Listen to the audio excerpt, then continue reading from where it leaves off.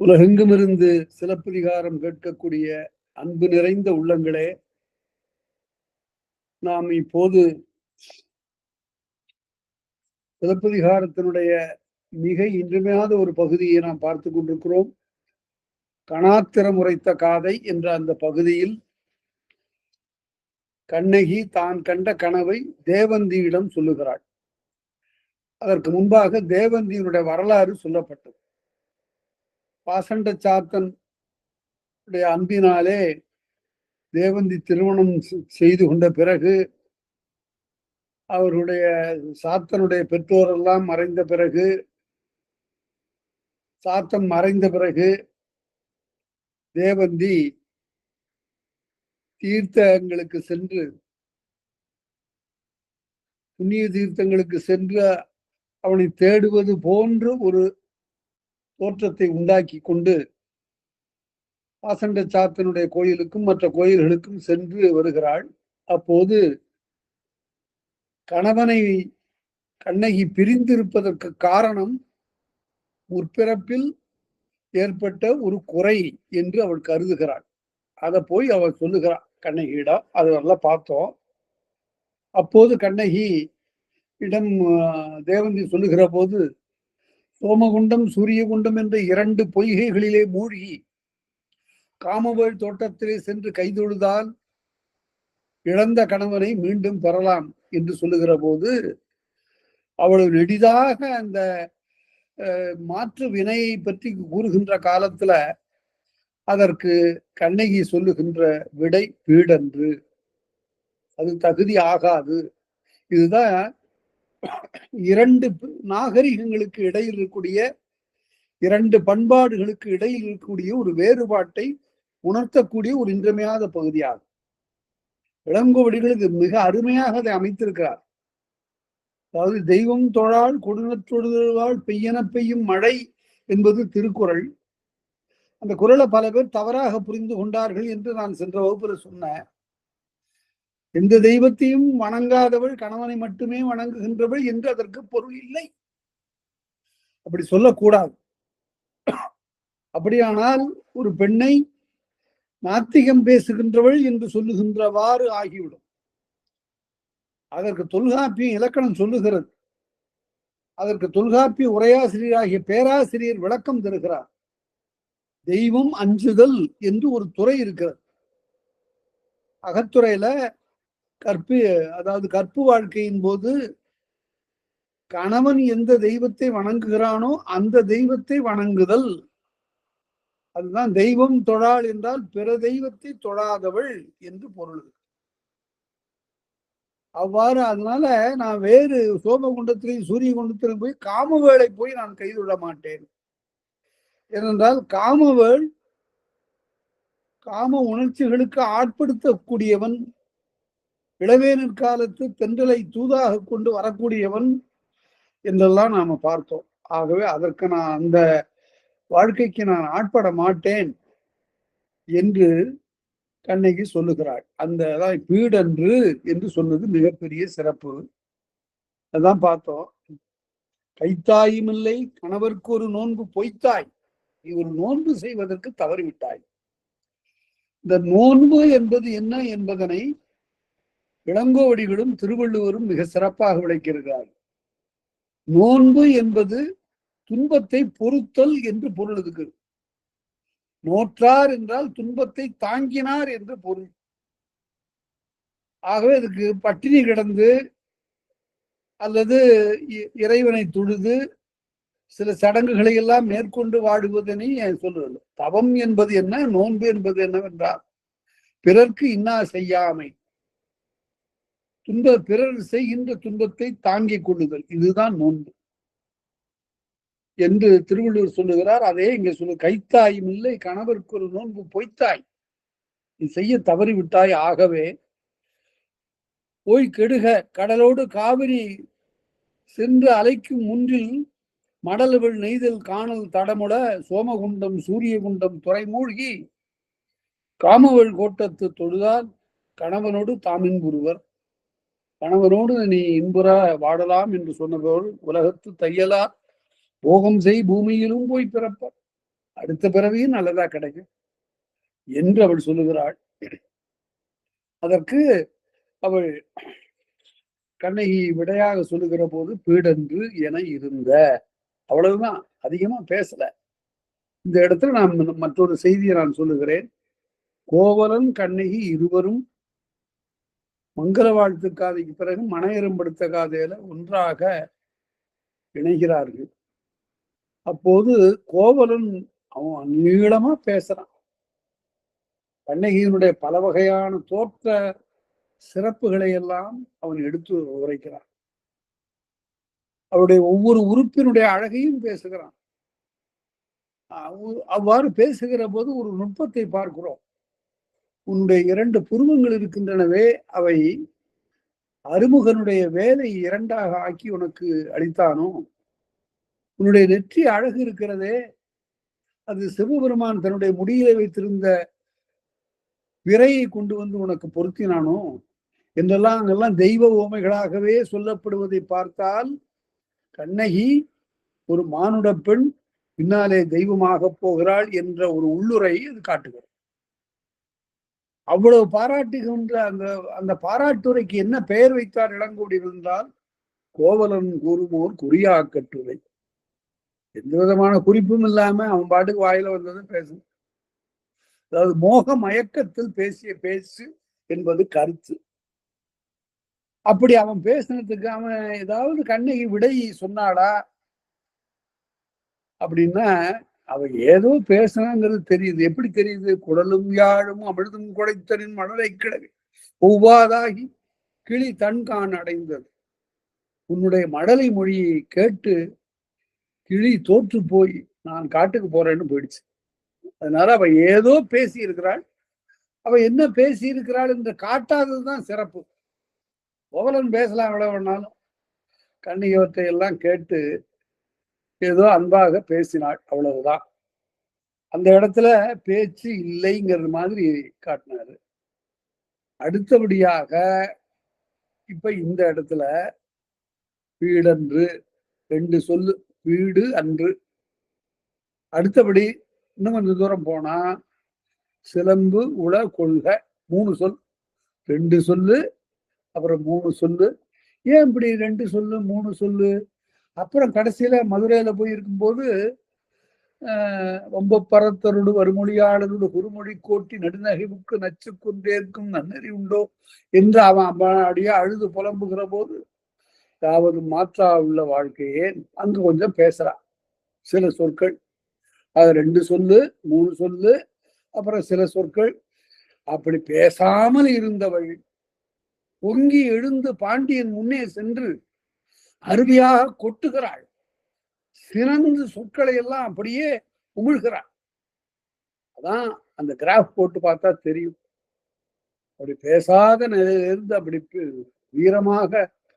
வீரமாபத்தினியாக போகின்ற போதுதான் அந்த பண்பு நலன் உருவாக்கம் மிக சிறப்பாக இருக்கும் என்பதை அறிந்த இளங்கோடிகள் அவ்வாறு அமைத்திருக்கிறார் என்பதை காண வேண்டும். வீடென்று என இருந்த பின்னரே நீடிய இப்படி நடந்தது.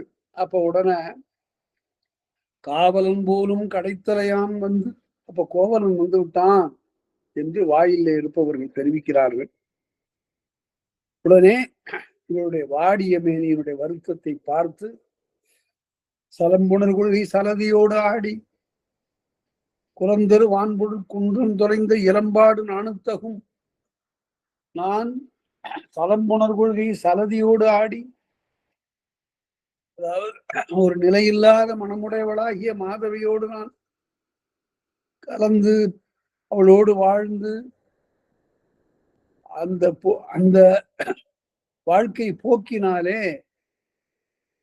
குலந்தரு வான்பொரு குன்றம் தொலை, நம்முடைய பாரம்பரியம் அளித்த செல்வத்தை எல்லாம் நான் இழந்து வந்திருக்கிறேன் என்று சொன்ன உடனே நலங்கள் முறுவல் அகைமுகம் காட்டி ஒரு புன்னகை காட்டுகிறார். சரி, இவ பொருள் இன்மையினால் பேசுகிறான் போலும், மாதவியோடு மனம் வேறுபட்டு வந்திருக்கிறான் என்று கருதவில்லை. அதற்கு மாறாக இவனுக்கு பொருள் இல்லை என்பதற்காக இவ்வாறு புலந்து நிற்கிறான் என்று கருதி நலங்கேள் முறுவல் நகைமுகம் காட்டி, கேள் என்றால் அமைந்த என்று பொருள். அன்பு கெழுமியங்கிறோம்ல, அந்த கெழுமியங்கிறது வந்து கேளுங்கிறது. அன்பு அமைந்த நலங்கேள் முறுவல் நகைமுகம் காட்டி, நகைமுகத்தை காட்டுகிறாள். அது கண்ணகி 2 வகையாக தன்னுடைய முகத்தை காட்டுவது வழக்கம்.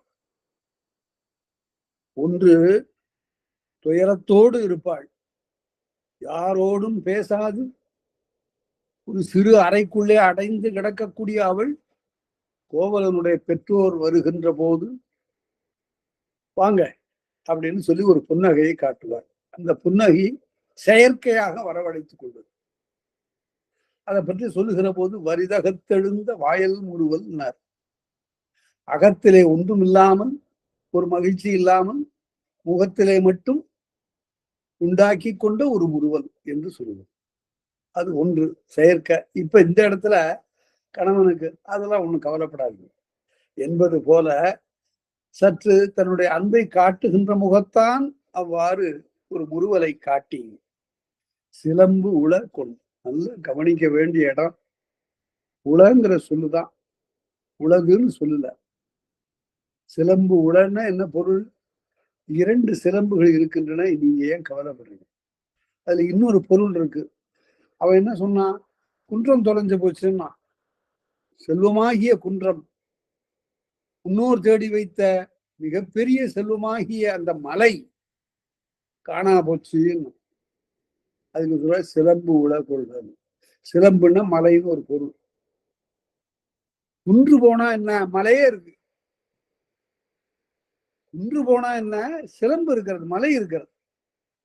அதனால சிலம்புல கொன் கொன் ரொம்ப சுருக்கமா தான் பேசுறான். கொன்னு கொள்ளுங்க, சிலம்புகள் உள்ளன கொள்ளுங்கள், 3 சொற்கள் தான். எங்க இருந்து வர்றோம்? வீடு அன்று.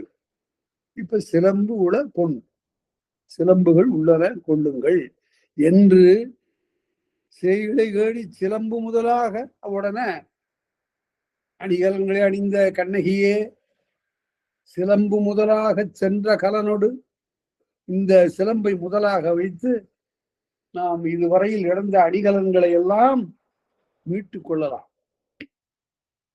உலர்ந்த பொருள் ஈட்டுதல் உற்றேன், அவற்றையெல்லாம் மீட்டும் பெறுவதற்கான முயற்சிகளில் இறங்குகிறேன்.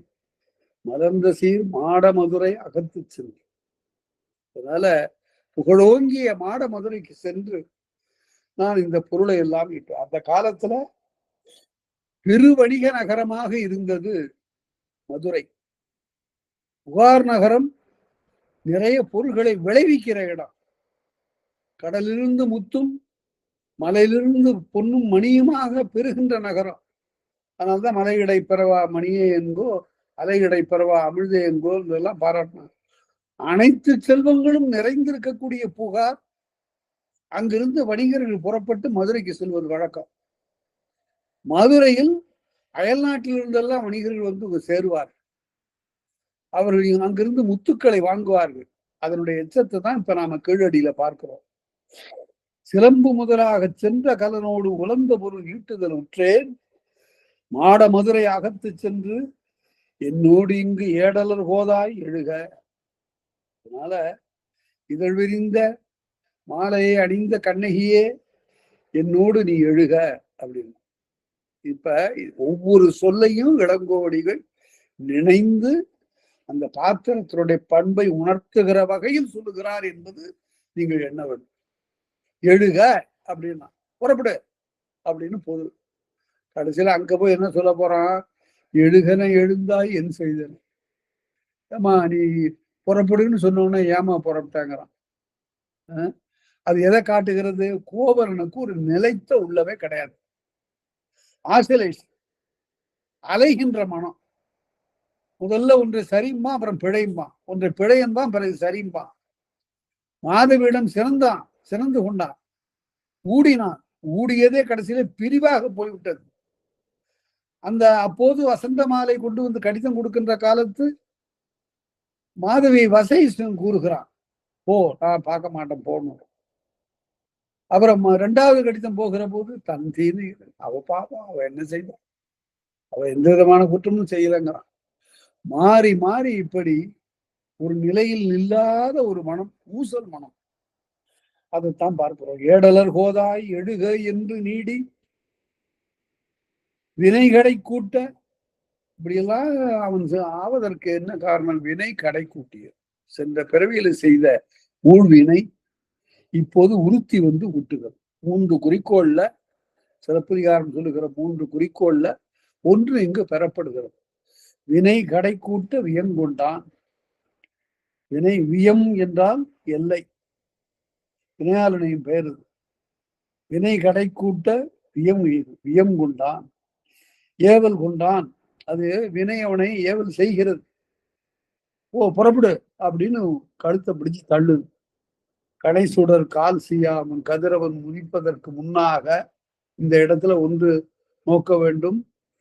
இரவு நேரத்துல விடியற்காலையில ஊருக்கெல்லாம் தெரியாம மனைவியை அழைத்து கொண்டு வேற்று ஊர் போகக்கூடிய முயற்சியில இறங்குகிறான். ஏனென்றால் இந்த ஊரிலே இதுவரையில் வாழ்ந்த வாழ்க்கை அவ்வளவு சிறப்புடையதாக இல்லை. கோவலன் இப்படி ஆகிவிட்டானா என்று பழி தூற்றுவார்கள் ஊரா. ஆகவே யாருக்கும் தெரியாம நம்ம போவா அப்படின்னு சொல்லி விடியற் காலத்துல அவன் புறப்படுகிறான்.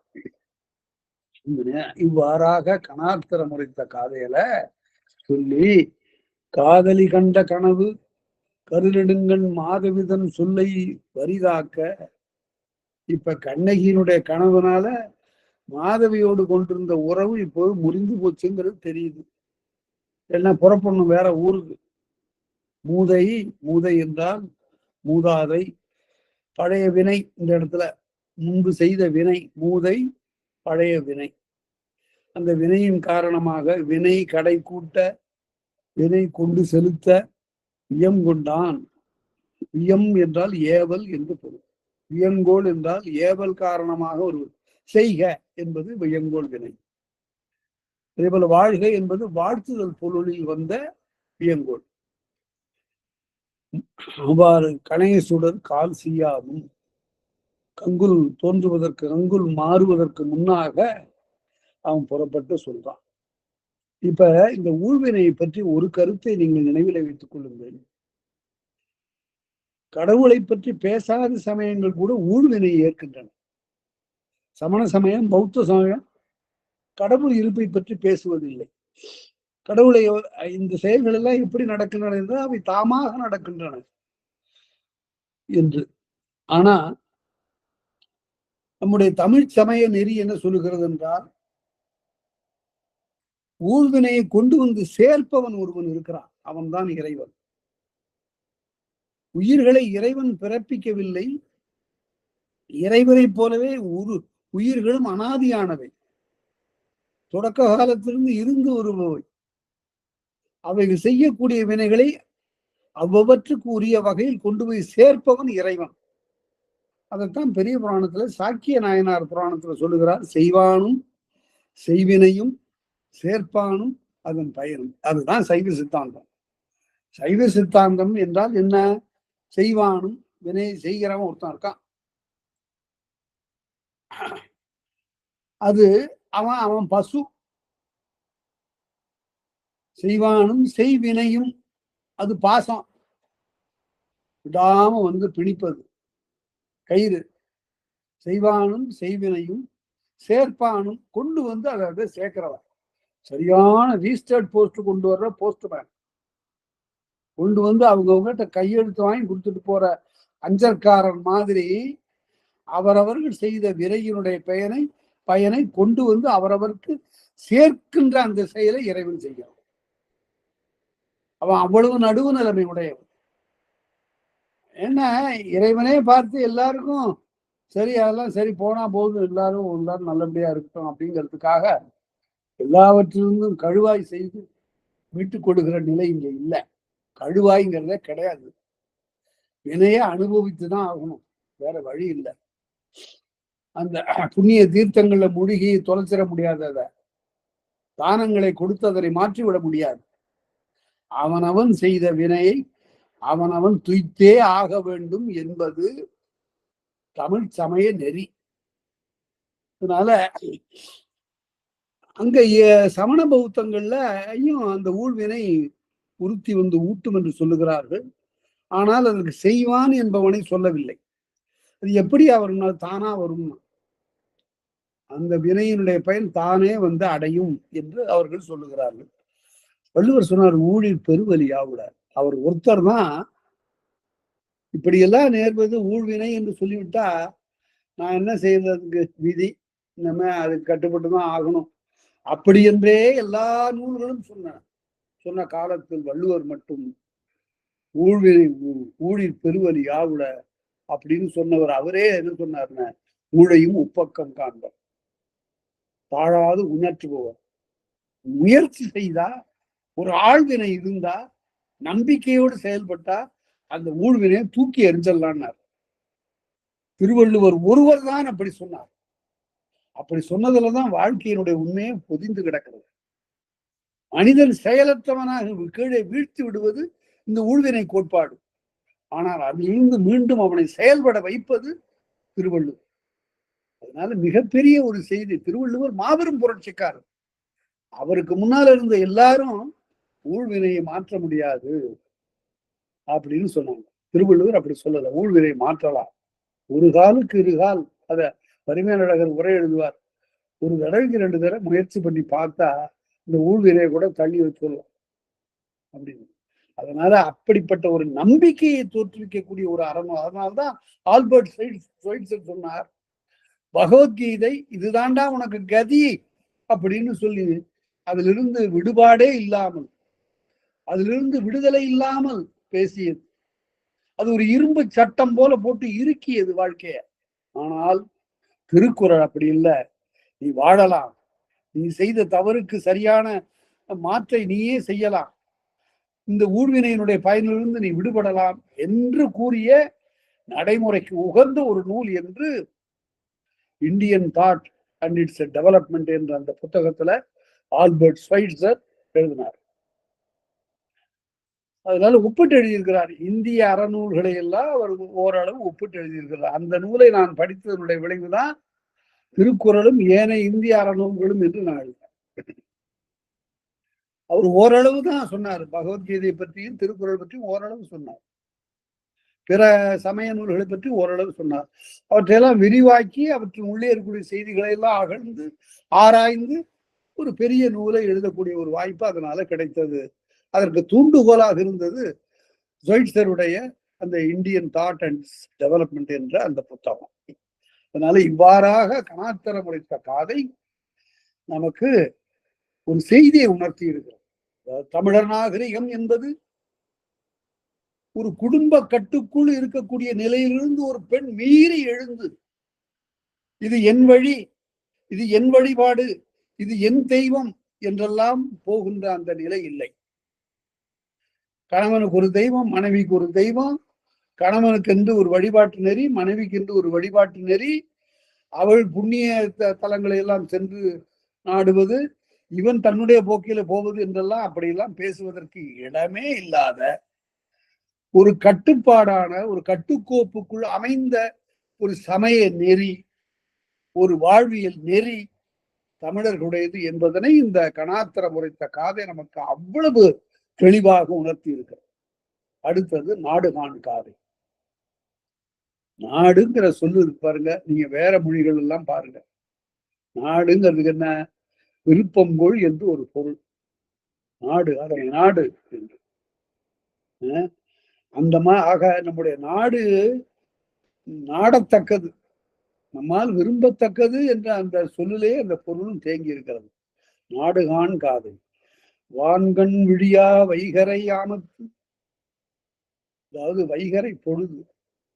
அந்த வைகரை பொழுது எப்படி இருக்குன்னு ஒரு புலவன் சொல்லுகிறான், ஒரு கவிஞன் சொல்லுகிறான். இருள் மெல்ல மெல்ல கரையும். அது திடீரென்று ஒளி வந்து புகுந்து விடுவதில்லை. உலகம் உவப்ப வளர்வு தெரிதல் பலர் புகழ் ஞாயிறு கடற்கண்டாங்கு ஓவரை மைக்கும் சேன்விளங்கு அவிரொளின்னாரு நக்கிட்டார் திருமுருகாற்றுப்படல்.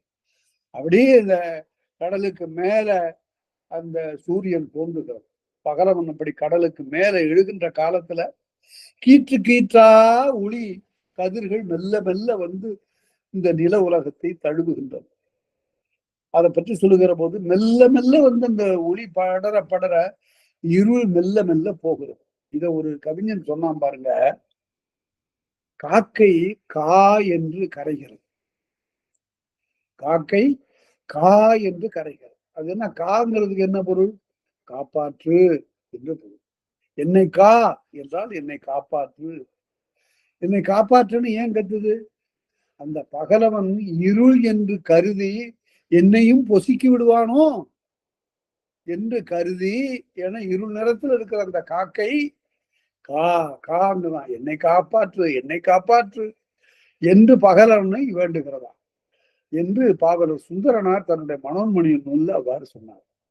அது சரி. இளங்கதிர் கிழக்கில் இன்னும் எழவில்லை, இரவு போர்த்த இருள் நீங்கவில்லை. இது புரட்சி கொஞ்சம் பாரதிதாசன். இரவு என்ன செய்ததுதான், தூங்கணுங்கிறதுக்காக இந்த இருள் என்ற போர்வை எடுத்து போர்த்தி கொண்டதான். இரவு போர்த்த இருள் இன்னும் நீங்கவில்லை, ஆயினும் கேள்வியால் அகலும் மடமை போல நள்ளிருள் மெதுவாய் நடந்து கொண்டிருந்தது. கேள்வியால் அகலும் மடமை போல, கேள்வியினால நல்ல கேட்டு கேட்டே ஒருவன் அறியாமையை நீக்கிக் கொள்வது போல நல்ல மெல்ல மெல்ல ஒளி வெள்ளம் வருகிற போது இந்த இருள் மெல்ல மெல்ல நீங்கியது. அது எப்படி இருக்கு? அதுக்கு ஒரு ஓமை. தொட்டி நீளத்தில் சுண்ணாம்பு கலந்தன கலப்பறை இருள் தன் கட்டு குலைந்தது என்று சொன்னோம். அது மாதிரி வான்கண் விழியா, அதாவது வான்கிறதுக்கு ரெண்டு பொருள் சொல்லுகிறார். வானத்தினுடைய கண் சூரியன், இது இயல்பா காணக்கூடிய பொருள். இன்னொரு பொருள் வான் என்றால் உயர்ந்த என்று, மிகச்சிறந்த கண்ணாக விளங்குகின்ற அந்த பகலவன் கண் விழிப்பதற்கு முன்பாக வைகரை யாமத்து அந்த விடியற் காலத்துல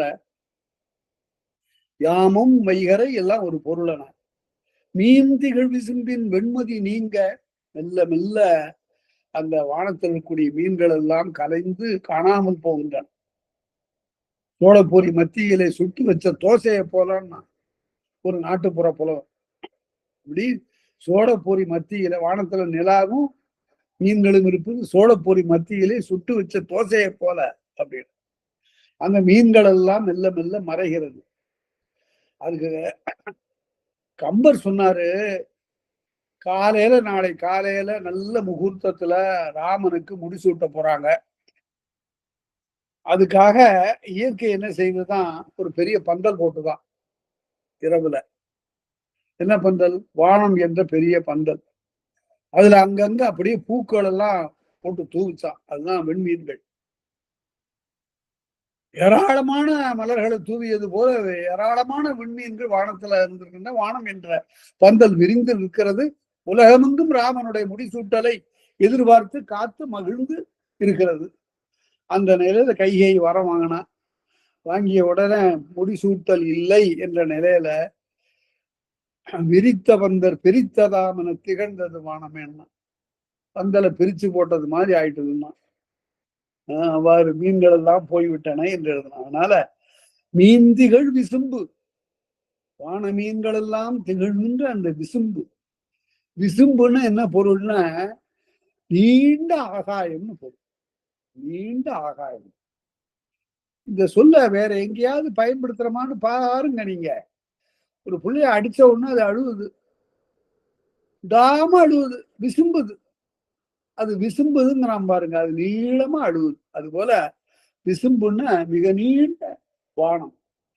மீன்துகள் விசும்பின் வெண்மதி நீங்க, வெள்ளிய மதி அது தன்னுடைய இடத்தை விட்டு போக, காரிருள் நின்ற கடை நாட்கங்குல், இன்னும் கொஞ்சம் இருள் இருக்கிறது. இருள் நிற்கிறதாங்க, நடக்கல. இருள் நிற்கிறது. காரிருள் நின்ற கடை நாட்கங்குல், ஒரு நாளினுடைய ஒரு இரவினுடைய கடைசி பகுதி. அதுல ஊழ்வினை கடை, ஊழ்வினை செலுத்த, கடை என்றால் செலுத்துதல். அத கடாவி என்று உரை எழுதக்கூடாது. எழுதியிருக்கிறாங்க கடவின்னு சொல்லு. கடவினை செலுத்தி. ஊழ்வினை கடை உள்ளம் துறப்ப, உள்ளம் அவனை அனுப்புகிறது, தள்ளுகிறது. அவனை துறப்பன்னா மேல மேல கொண்டு போகன்னு பொருள். அதனாலதான் மரத்துல ஒரு துளை போடுவதற்காக உள்ள கருவிக்கு பேர் துறப்பணம்னு பேரு. அது மேல மேல கொண்டு போய் அழுத்தி அழுத்தி கொண்டு போவது. உள்ளம் துறப்ப ஏழகத்தகரும். ஏழகத்தகர்னா ஆட்டுக்கிடாயின்னு பொருள். கடான்னு சொல்லக்கூடாது. ஆட்டுக்கடாங்கிறது விளையான வழக்கு. ஆட்டுக்கிடாயின்னு சொல்லு. அது ஏன் கிடாயின்னு பேரு? அது கிடையில இருக்கிறது. ஆட்டுக்கடை ஒண்ணு போட்டான்னா அதுல 2 ஆண் ஆடு இருக்கும். அதுக்கு ஒரு ஆட்டுக்கிடாய். மற்றதெல்லாம் பெண்ணாடா இருக்கும். ஏழகத்தகர் என்பது ஆட்டுக்கிடாய். ஏழகத்தகரும் எகினக்கவரியும். எகினக்கவரி என்பது மான், எகினமாகிய மான். கவரிங்கிறது மானுக்கெல்லாம் உள்ள பொது பெயர். எகினம் என்பது சிறப்பாக ஒரு வகைமானுக்குரிய பெயர். இது இருபெயருட்டு பண்பு தொகை. எகினக்கவரியும் ஏழகத்தகர்ங்கிறது இருபெயருட்டு பண்பு தொகைதான்.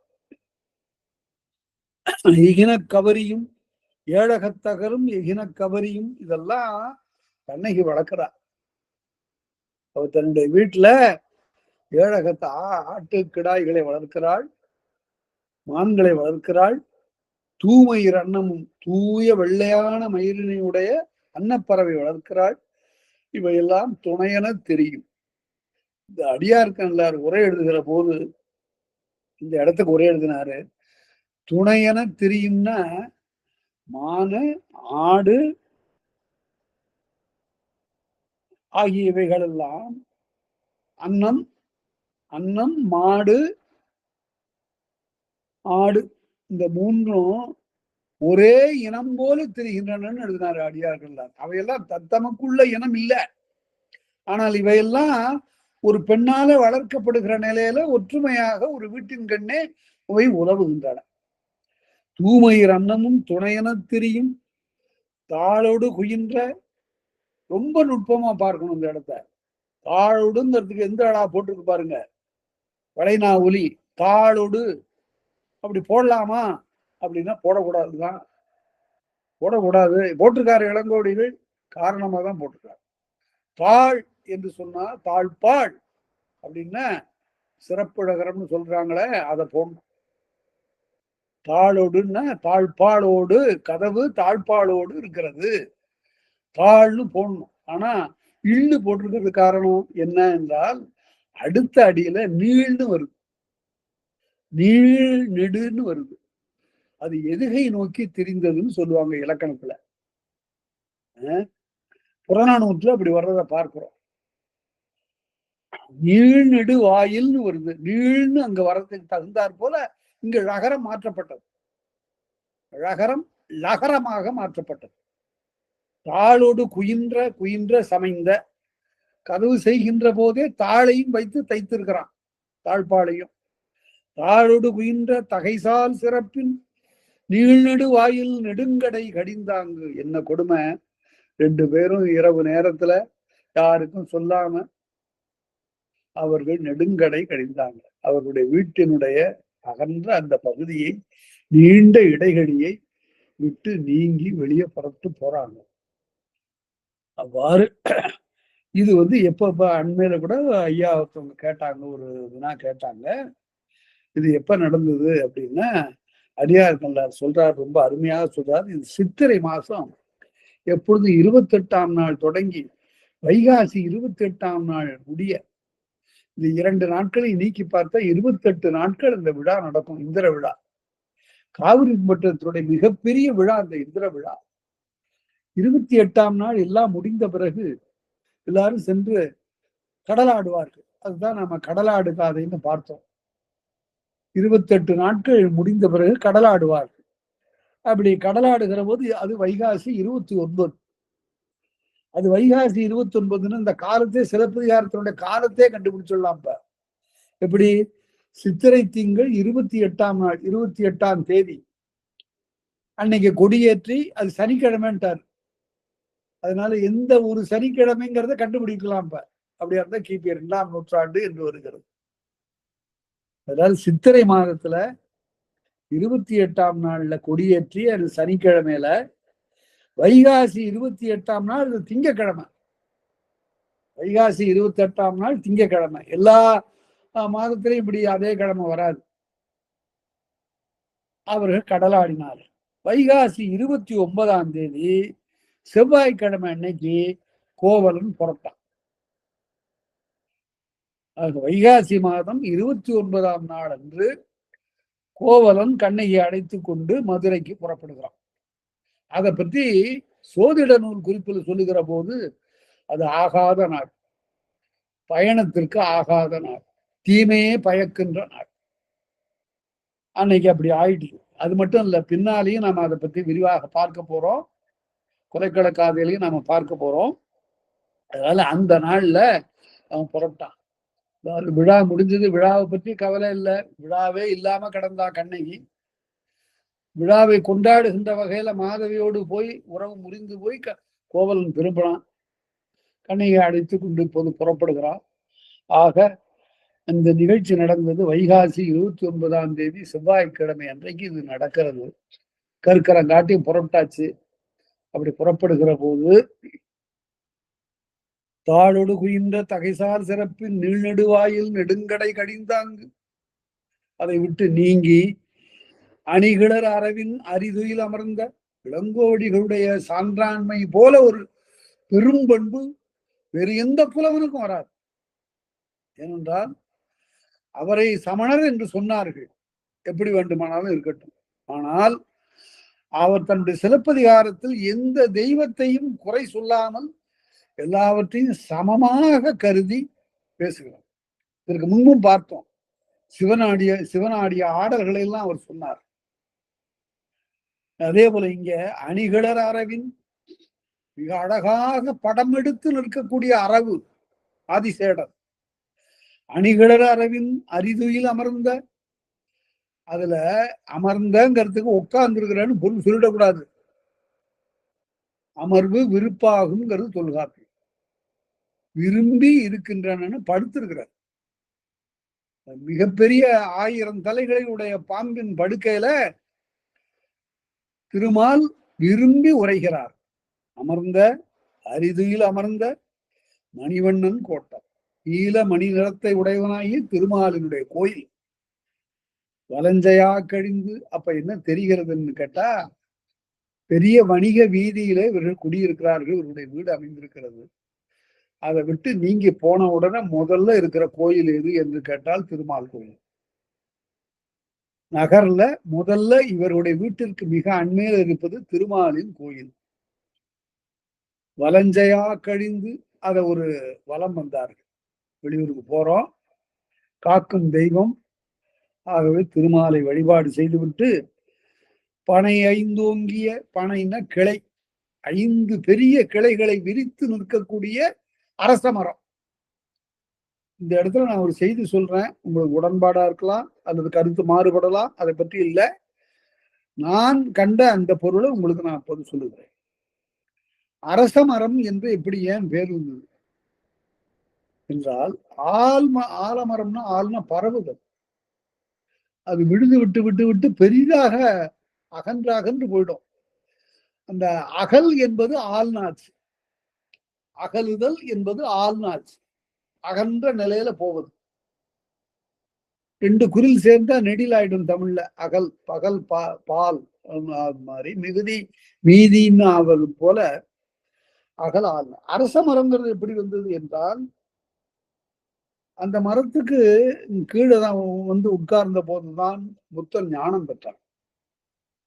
அரசனாகி சித்தார்த்தன் அந்த மரத்தின் கீழ் வந்திருந்துதான் ஞானம் பெற்றான் என்பதனால் பௌத்தர்கள் அதனை அரச மரம், ராஜ விருஷம் என்று சொன்னார்.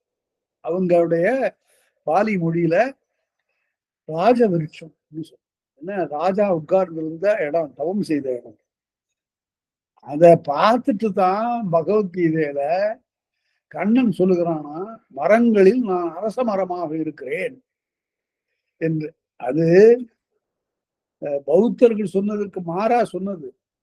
ஆனா பகவத்கீதை கடவுளாலேயே சொல்லப்பட்டது, அதுக்கு எல்லாவற்றுக்கும் முற்பட்டதுன்னு சொல்லிட்ட போது அது மாதிரி ஒரு தவறான கருத்து பிறந்து விட்டது. அரசமரம் என்ற அந்த பெயர் வருவதற்கு முழு காரணம் சித்தார்த்தன் தான். சித்தார்த்தன் போய் அங்கு ஞானம் பெற்ற மரம் அதுதான். அந்த மரத்தின் கீழ் தான் அவன் ஞானம் பெற்றான் என்பது வரலாறு. பனை ஐந்தோங்கிய, அது 5 பெருங்கிளைகளை உடையது அந்த மரம். அது என்ன 5 கிளை 6 கிளையா இருக்கக்கூடாதா அப்படின்னா, சமணர்கள் 5 வகையான பிரிவினர். அதுல ஆசிரியர்னு ஒருத்தர், சாவகன் நோன்பின்னு ஒருத்தர், உபாத்தியாயர்னு ஒருத்தர் என்று இவ்வாறாக 5 வகையான ஆசான்மார்களாக இருப்பார்கள்.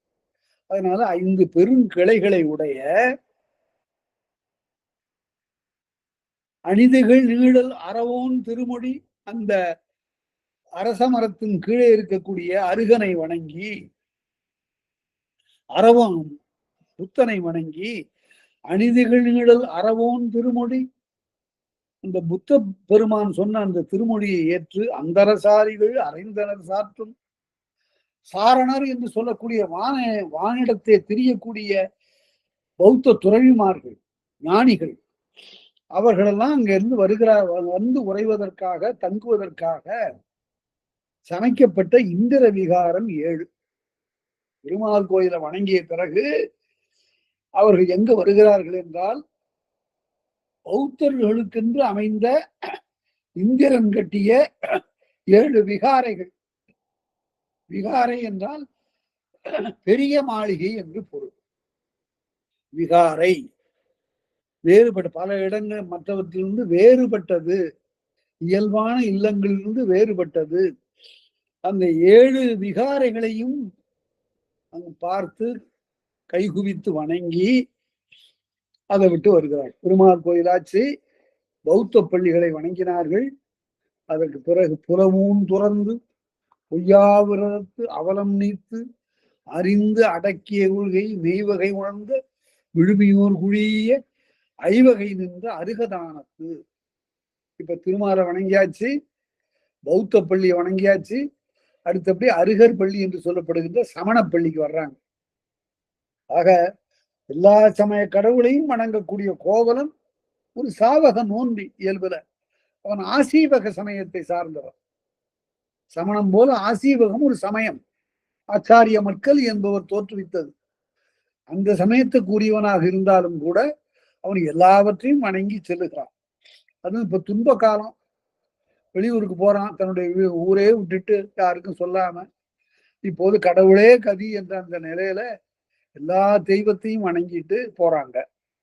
உலவூன் துறந்து அந்த அருக துறவிமார்கள் இருக்கிறார்களே, சமண துறவிமார்கள், அவர்கள் புலவூன் துறந்து புலால் உண்ண மாட்டார், பொய்யா விரதத்து பொய் கூற மாட்டார், அவலம் நீத்து, அவலம் என்றால் அழுக்காறு, அவா வெகுளி இன்னாச்சொல் என்ற 4 திருவள்ளுவர் சொல்லுகிறார். அழுக்காறு, அவா வெகுளி இன்னாச்சொல், இந்த 4ம் இல்லாத நிலையில் நீத்து அடங்கிய கொள்கை, அடக்கமான புலனடக்கம் வாய்ந்த ஐந்தவித்தான ஆற்றல் பார் திருவள்ளுவர்.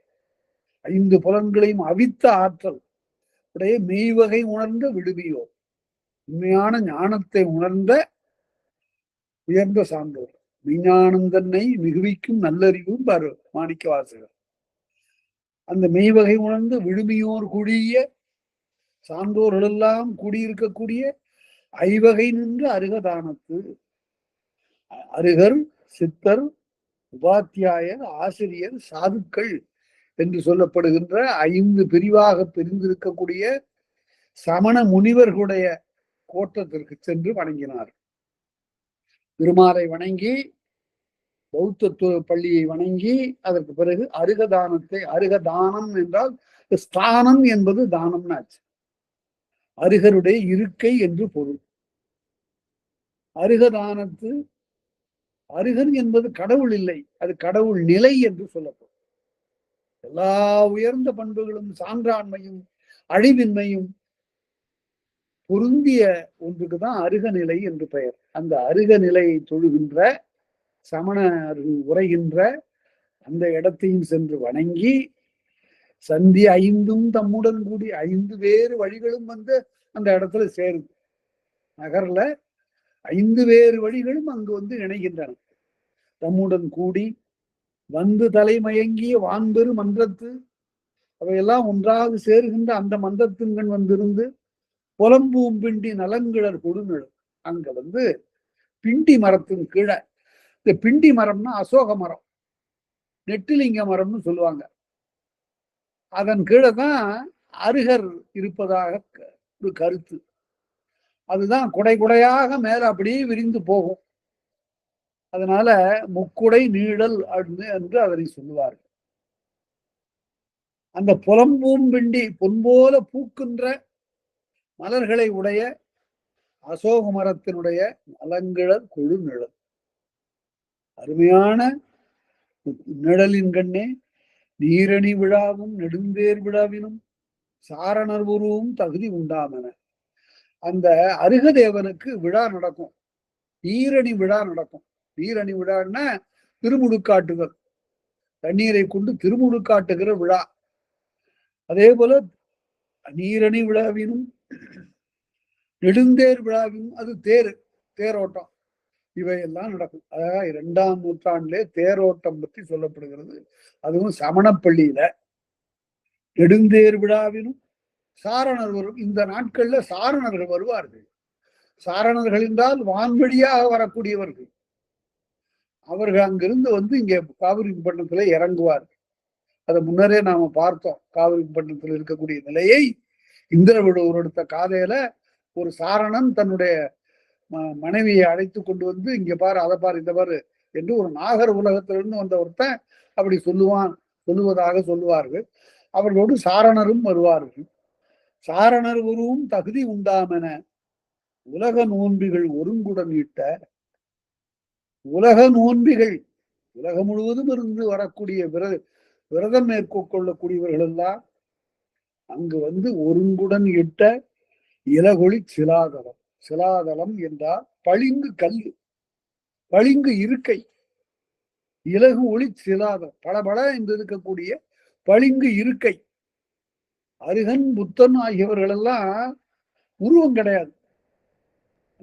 அந்த மேநிலை கடவுளுக்கு கடவுளே இல்லை, கடவுள் தன்மை தான். அதனால ஒரு பெரிய இருக்கை, தாமரை வடிவில் ஒரு இருக்கை அமைத்திருப்பார்கள். அதன் மேல இருப்பதாக கருதுவார்கள். இலகுளி சிலாதலம் தொழுது வளங்குண்டு. ஆக ஒன்றாச்சு, 2ஆச்சு, 3 கோயிலாச்சு. 3 கோயிலையும் தாண்டி அவர்கள் புறப்பட்டு வருகிற காலத்துல மலைதலை கொண்ட பேரியாறு போலும் உலக இடைகழி ஒருங்குடன் நீங்கி, அதாவது உலக இடைகழி, அதாவது உலகத்தில் இருக்கக்கூடிய பலவேறு மக்கள் வந்து இயங்குகின்ற இந்த காவிரி பட்டத்தினுடைய பெரிய வாயில், அதான் தலைவாயில், கேட்வே ஆஃப் இந்தியாங்கிறது மாதிரி அந்த காலத்துல பூம்புகாருக்கு மிகப்பெரிய வாயில், உலக மக்கள் எல்லாம் வந்து குழுமுகின்ற ஒரு வாயில். மலைதலை கொண்ட பேரியாறு போலும், மலையிலிருந்து விழுகின்ற ஆறு போல அகன்ற பெரிய வீதிகளை உடைய உலக இடைவெளி, உலகம் முழுவதும் வந்து இயங்குகின்ற ஒரு இடைவெளி என்ற அந்த போக்குவரவிற்குரிய ஊர் வாயில், இடைவெளி ஊர் வாயில். அந்த வாயிலை அடைந்து ஆக நகர விட்டு நகருடைய எல்லைக்கு வந்தாச்சு. ரொம்ப இன்றியமையாத ஒரு செய்தியை சொல்ல போறார் இளங்கோடிகள். மலைதலை கொண்ட பேரியாறு போலும் உலக இடைவெளி ஒருங்குடன் நீங்கி. ஒருங்குடன்கிறதுக்கு என்ன பொருள் என்றால், சில பேர் சொல்லிட்டாங்க கோவலன் கண்ணகியோடு உடன், அப்படி பொருள் இல்லை. இங்கு ஒருங்குடன் என்றால் கூட்டத்தோட கூட்டமா, அதாவது பல்வேறு மக்கள் அங்கு வந்து இயங்குகிறார்கள். அவர்களோட முகம் தெரியாம இவங்களும் புறப்பட்டு 100ல ஒருத்தரா இவங்களும் போறாங்க. ஒருங்குடன் நீங்கி கலையிலாளன் காமர் வேனிலோடு. கலையிலாளன் என்ன என்ன என்ன பொருள்னா, கலைன்னா உடம்பு என்று ஒரு பொருள். உடம்பு இல்லாதவன் யாரு? மன்மதன். அந்த மன்மதனுடைய காமர் வேணிலோடு அவன் அரசாட்சி செய்யக்கூடிய இளவேனில் காலத்துல ஒரு கணவனும் மனைவியும் இன்பமாக இந்த பூம்புகார்ல இருக்க வேண்டியவர்கள் புறப்பட்டு போறான். அந்த மன்மதன் இருக்கிறான அவன் மலையமாருதம், மலையிலிருந்து வரக்கூடிய தென்றற்காற்றும் மன்னவர்க்கு இருக்கும். அதனால இளவேனிலையும் தென்றலையும் காணிக்கையாக கொண்டு வந்து இந்த மன்மதன் சோழ நாட்டு மன்னனுக்கு கொடுக்கறதுக்காக வந்திருக்கிறான். இந்த பருவத்துல, இந்த காலத்தில் பன்மலர் அடுக்கிய நன்மலர் பந்தல், பல பூக்களை எல்லாம் மலர்ந்து வைத்திருக்கக்கூடிய ஒரு பந்தல் போட்டது போன்ற ஒரு அமைப்புடைய இளவந்திகை பள்ளிக்கு வர்றாங்க. இந்த இளவந்திகை பள்ளி என்பது நீராவியை அப்படி பரப்புகின்ற, என்ன, பல்வேறு குழாய்களிலிருந்து பீரிட்டு புறப்படக்கூடிய தண்ணீர் எங்கு பார்த்தாலும் ஒரு பசுமையும் ஒரு ஈரத்தையும் பரப்பி கொண்டிருக்கிறது. அதனால்தான் அதுக்கு இளவந்திகை பள்ளி என்று. இளவந்திகைன்னா நீராவி, நீராவியை பரவலாக கொண்டிருக்கக்கூடிய ஒரு சோலைக்கு வர்றாங்க. அங்க யார் இருக்காங்க? இளவந்திகையின் எயிர்ப்புறம் போகி அங்க அந்த மதிலை கடந்த மதில் சுற்றி வர்றாங்க. அந்த மதிலை சுற்றி வந்து தாழ்வொழி உடுத்த தன்பத பெருவழி, தாழ்ந்த சோலை ரெண்டு பக்கமும் இருக்க காவிரி நடக்குது நடுவுல. ரெண்டு கரையிலையும் அருமையான சோலைகள். இருகரை வாரமும் திருமகள் உரையுலா செய்யும் இந்த காவிரி முன்னாரு. ரெண்டு கரைகளையும் அப்படியே செல்வ வளமாக ஆக்குகின்ற காவிரியார். தாழ்வொழில் உடுத்தன்னு பாருங்க, தாழ்ந்த சோலைகளை எல்லாம் இந்த நிலத்துக்கு உடுத்தி விட்டு இருக்கிறது இந்த காவிரி. தாழ்வொழில் உடுத்த தன்பத பெருவழி, ஈரம் நிரம்பிய அந்த பெரிய வழியில் காவிரி வாயில் கடைமுகம் கடிந்து, காவிரியோட அந்த கரையிலே வந்து குடதிசை கொண்டு மேற்க போகலாம் என்று கருதி பூம்புகாருக்கு மேற்க இப்ப புறப்பட்டாங்க. எங்க வந்திருக்காங்க? காவிரியை கடந்து வந்திருக்கிறாங்கன்னா சீர்காழியை தாண்டிட்டாங்க. பூம்புகார்ல இருந்து சீர்காழி தாண்டியாச்சு. மாயூரத்துல மயிலாடுதுறையில வந்திருக்கிறாங்க. சீர்காழியிலிருந்து மயிலாடுதுறை வருகிறார். குடதிசை கொண்டு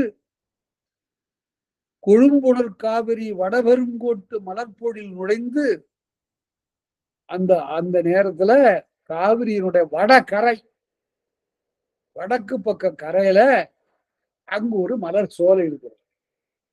அந்த மலர் சோலையில் நுழைந்து காவதம் கடந்து ஒரு காதம் நடக்கிறாங்க. இந்த ஒரு காதம்ங்கிறதுக்கு சரியா யாரும் பொருள் எழுதல. ஒருத்தர் 10 மைல்னு எழுதினார். 10 மைல் இல்ல, சரியா சொன்னா 20 மணித்துளியில எவ்வளவு நடக்கிறோமோ அதுக்கு பேர் தான் ஒரு காதம். 20 மணித்துளிகளில் நடக்கக்கூடிய ஒரு எல்லை. அப்ப பூம்புகாரிலிருந்து மதுரை வரையில எத்தனை காதம்னா 30 காதம். 30 காதம், அதாவது 210 மைல் வரும். ஏறத்தாழ 210 மைல் வரும். இப்ப அவங்க சீர்காழி கடந்து மயிலாடுதுறைக்கு வந்துட்டாங்க. குடதிசை கொண்டு கொடும்புணர் காவிரி வடபெருங்கோட்டு மலர்பொழில் நுழைந்து காவதம் கடந்து கவுந்தி பள்ளி பொதும்பர் பொருந்தி பூமர பொதும்பர் பொருந்தி, அங்கதான் கவுந்தி அடிகள் இருக்காங்க. அந்த மலர் பொழில, அந்த மலர் சோலையில கவுந்தி அடிகள் தங்கியிருக்காங்க. கவுந்தி பள்ளி அதுக்கு பேரு. பள்ளி என்றால் துறவிகள் இருக்கக்கூடிய இடம். இந்த அம்மா பெண்பார் துறவி. கவுந்தி பள்ளி பூமர பொதும்பர் பொருந்தி, பொதும்பர்னு சோலை, ஆங்கனி இருங்கொடி நுசுப்போடு. இவ்வளவு தூரம் நடந்த உடனே இடை முறிந்து விடும்போது இருக்கிறது. நுசுப்பு என்றால் இடை. இருங்கொடி, கொடி போன்ற அந்த நுசுப்பு இரும் என்று கருதி ஒடிந்து போய்விடும் என்ற அந்த நிலைக்கு வந்து இணைந்தடி வருந்தி, இணைந்துன வருந்தி, மிகவும் நொந்து வருந்தி, கால்கள் வருந்தி விட்டன. நரும்பல் கூந்தல் குறும்பல உயிர்த்து, நரும்பல் கூந்தல் நிறைய கூந்தலை உடைய கண்ணை குறும்பல உயிர்த்து என்றார். மூச்சு விடுறான், தாங்க முடியாம இறக்கிது. ஆக காவிரி பட்டணத்தினுடைய எல்லையிலிருந்து இன்னும் முழுக்க நீங்கல. நீங்கி சீர்காழி பகுதிக்கு வந்திருக்கிறாங்க. அதற்குள்ளார கால் ரெண்டும் தொய்ந்து போச்சு, மூச்சு வாங்குது. அப்ப உடனே அவ கேட்டாளா, முதிரா கிழவியின் முல்லை இருளங்க மழலை போன்ற அந்த பேச்சு கண்ணையுது. முதிரா கிழவி முல்லை முன்பே சொன்னார், குழலும் யாழும் அமிழ்தும் குடைத்தது போன்ற பேச்சை உடையவள் கண்ணகின்னு. அப்படி முதிராத இளைய பேச்சை உடையவள். முதிரா கிழவின் முல்லையிரு இளங்க முள் போலும் அந்த பற்கள் தெரிய மதுரை மூதூர் யாது. மதுரைக்கு வந்துட்டோமா அப்படிங்க. மதுரை மூதூர் யாதன வினவ. எவ்வளவு துன்பமா இருந்திருக்க உனக்கு. ஆரைங்காதம் நம்ம அகநாட்டு 30 காலம் தான். இன்னும் 30 காலம் தான் நாம போகும். நம்ம அகநாட்டும்பர் நம்முடைய நாட்டுக்கு பக்கத்துலதான் இருக்கு என்று நாரைங்கூந்தல், நல்ல கூந்தலை உடைய பெண்ணே நனித்து, ரொம்ப பக்கத்துல இருக்கு, நாம போய் நக்குன்னாங்க. அப்படின்னா நகைத்துன்னு போதும். அதாவது துன்பத்துல சிரிக்கிறாங்க. இது ஐயோ இப்படி ஒரு பேதை பெண்ணா இருக்கிறாள, இன்னும் ஊரை விட்டு கூட நீங்கள, அதுக்குள்ள மதுரைக்கு வந்துட்டோமான்னு கேட்கக்கூடிய அளவுக்கு ஒன்றுமே தெரியாதவளா இருக்கிறாள, இவளுக்கு நான் போய் இவ்வளவு பெரிய துன்பத்தை விளைவித்து விட்டேனே என்று துன்பத்தால் வந்த ஒரு மெய்ப்பாடு என்று அதனை காட்டுகிறார் அடியார்கள். அந்த துன்ப மெய்ப்பாட்டினாலே அவனிடத்து ஒரு நகை தோன்றுகிறது. தேமூடி தன்னோடும் சிறையகத்திருந்த காவுந்தியை கண்டபடி தொடலும், கண்டு அடி தொடலும். கவுந்தி அடிகளை போய் திருவடிகளிலே விழுந்து வணங்குகிறார்கள். அப்ப கவுந்தி அம்மா, அந்த அம்மா கேட்கிறாங்க, உருவும் குலனும் உயர்வேர் ஒழுக்கமும் பெருமகள் திருமொழி பெறலா நோன்பும் உடையீர். நல்ல குணங்கள்லாம் இருக்கு, பெரிய குடும்பத்துல பிறந்திருக்கிறீங்க, நல்ல உருவம் நல்ல பருவம் எல்லாம் இருக்கு, இருந்தும் கூட இன்னும் உருக என்ன நேர்ந்தது உங்களுக்கு? உருகன் துன்பம், உருகனாளர் தீவினை செய்தார் போல நீங்கள் வந்தது என்ன? ஏதோ தீவினை செய்தவர்களைப் போல தோற்றம் அளிக்கிறீர்களே, அதற்கு காரணம் என்ன என்று அந்த அம்மா கேட்கிறாங்க. நல்ல குடும்பத்திலே பிறந்தீர்கள், தெளிவான உருவமுடையவர்களாக இருக்கிறீர்கள், அப்படி இருந்தும் கூட உங்களுக்கு நேர்ந்தது என்ன என்று கேட்கிற போது, உருகனாளரில் தீவினை செய்தவர்களைப் போல கடைகழிந்து இங்கனம் கருதியவார் வீட்டை விட்டு புறப்பட்டு இப்படி வர்றதுக்குள்ள காரணம் என்ன அப்படின்னு கேட்ட உரையாற்று இல்லை. அவனும் இப்ப சுருக்கமா பேச தொடங்கிட்டான். கோவன் ஒன்னும் சொல்றதுக்கு இல்லம்மா, உரையாட்டில்லை, உரைப்பதற்கு ஒன்றும் இல்லை. உருதவத்தீர் யான் மதுரை மூதூர் வரை பொருள் வைக்கை. நான் மதுரைக்கு போய் பொருளை ஈட்டக்கூடிய ஒரு கடப்பாடு உடையவனாக வந்திருக்கிறேன் என்று அவன் சொல்லுகிறான். அதுக்கு அவ இந்த அம்மா, பாடக சீரடி பரற்பகை உழவா காடிடையிட்டு நாடு நீர் கடிதற்கு அரிதுவள் செவ்வி. நீ ஒன்ன பொறுத்தவரையில சரியா? இந்த பெண் இருக்கிறாள, காடிடை பாடக சீரடி, காலில் பாடகம் அணிந்திருக்கிறாள். பாடகம் என்பது காலில் இருக்கக்கூடிய பொன்னாலான அணி. அதை அணிந்து கொண்டிருக்கூடியவருடைய பாதம் வருந்துகிறது, பரற்கற்களிலே தோய்ந்து தோய்ந்து புண்படுகிறது. அப்படிப்பட்ட ஒரு பெண்ணை அழைத்து கொண்டு அரிதுவள் செவ்வி, இவளால போக முடியாதுப்பா, அரிதுவள் செவ்வி நாடு நீர் கடிதற்கு, நாட்டை விட்டு நீங்க போவதற்கு இவளால முடியாது. அரியது, செவ்வினா பக்குவம், அதற்கு உரிய வழி இல்லை. அது அந்த பக்குவம் இவட்ட இல்லை. உரியதென்று இங்கு ஒழிகன ஒழியீர், வேணாம் போங்க வீட்டுக்கு திரும்புங்கன்னா நீங்க போக மாட்டீங்க. அதனால மர உரை, அதனால நான் என்ன செய்யலாம்? மர உரை நீத்த மாசரு கேள்வியும் அறமல்லாத உரைகளை எல்லாம் நீத்த அடக்கமிக்க பெரியோர்களை எல்லாம் அறவுரை கேட்டு அறிவனை ஏத்த வேண்டும் என்று நினைந்து தென்தமிழ் நாட்டு தீதீர் மதுரைக்கு ஒன்றிய உள்ளம் உடையேன். தென்தமிழ் நாட்டிற்குரிய மதுரை என்ற அந்த பதிக்கு நான் போக வேண்டும். எதற்காக போக வேண்டும்?